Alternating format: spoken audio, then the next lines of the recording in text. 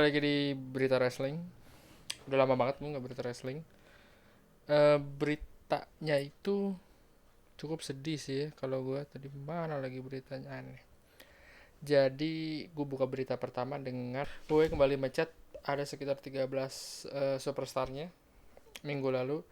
Jadi Black Wednesday yang beberapa minggu lalu kayak 6 6 superstar termasuk Braun Strowman, Aleister Black dipecat belum berakhir.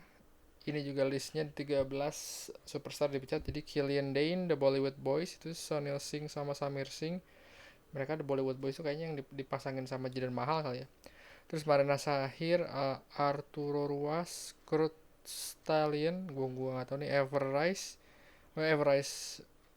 ini tag team ya. Chase Parker sama Matt Martel, Tony Nese, Arya Davari, Agus Gray. Dan dari 13 nama ini, dua ini yang terkenal, Fandango sama Tyler Breeze gitu. Jadi gimana ya, ya emang mereka karena nggak begitu terkenal, jadi emang mungkin ya emang harus dipecat. Dan dari 13 nama ini cuma dua sih yang gue kenal, Fandango sama Tyler Breeze.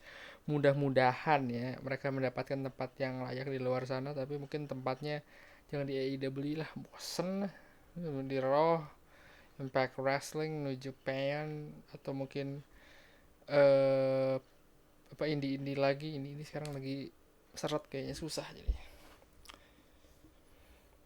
Ya, berita berikutnya oh ini yang seru lagi. Jadi ini ada kejadian tolol menurut gue ya, kejadian yang lucu. Jadi WWE nggak hanya mecat si superstarnya, WWE juga mecat salah satu writer dan produsernya, namanya Kenis Mobley. Jadi dia itu dipecat karena dia itu komen di salah satu podcastnya, di salah satu podcast dia jadi guest di salah satu podcast namanya Asian atau Asian Podcast.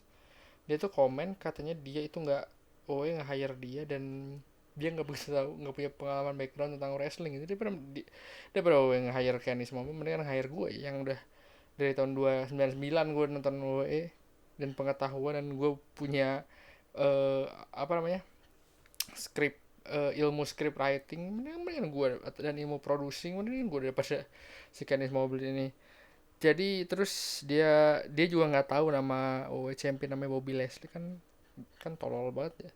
Sebenarnya sih kalau WWE nge-hire dia, mungkin menurut gue jadi ngelihat itu nggak subjektif gitu. Objektif apa objektif, gue suka lupa.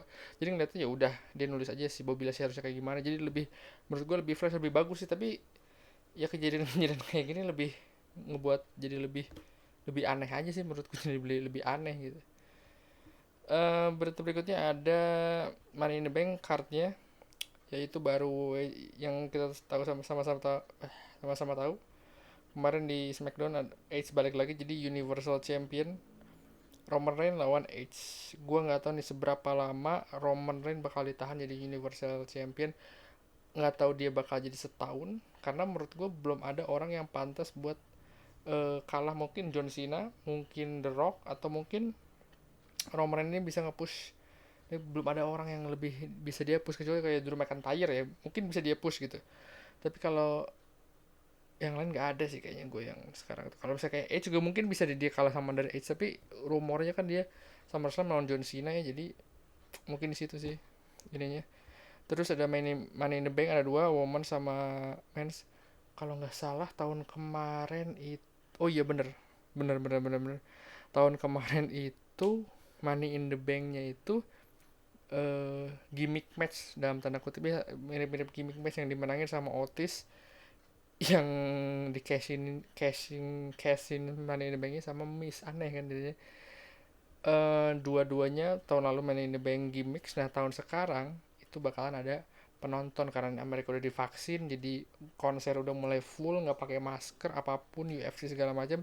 Dan si apa namanya si WWE juga rencananya di Texas kan bakalan full tanpa ada full penonton, mungkin tanpa masker apa segala macam gitu. Jadi ini mungkin gak ada gimmick match ya.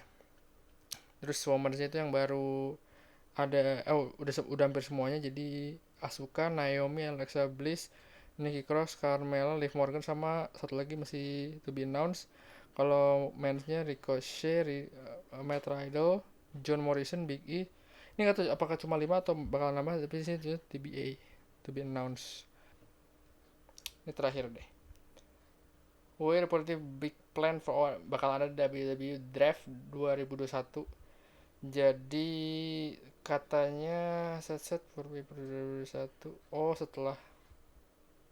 Jadi draftnya itu setelah SummerSlam tanggal 21 hari Sabtu 21 Agustus ya. Nah, WWE draftnya itu tanggal 23 di Raw Senin, sama SmackDown di 27. Katanya ini bakal menjadi ngerubah sedikit, enggak sedikit sih ya, banyak bakal merubah rosternya, dan rosternya kan makin dikit ya di ini. Mungkin curiganya kayaknya Drew McIntyre di SmackDown deh. Kayaknya, dan kayak di switching gitu, mungkin Drew McIntyre di SmackDown, mungkin juga Rollins juga bisa Rollins atau Cesaro juga bisa di Raw. Ya kayak gitulah. Nanti mungkin gue bikin prediksi siapa yang harusnya di Raw, siapa yang harusnya di SmackDown, siapa yang harusnya next lawan Bobby Lashley dan segala macamnya situ. Itu aja dari gue. Sampai ketemu di berita wrestling minggu depan.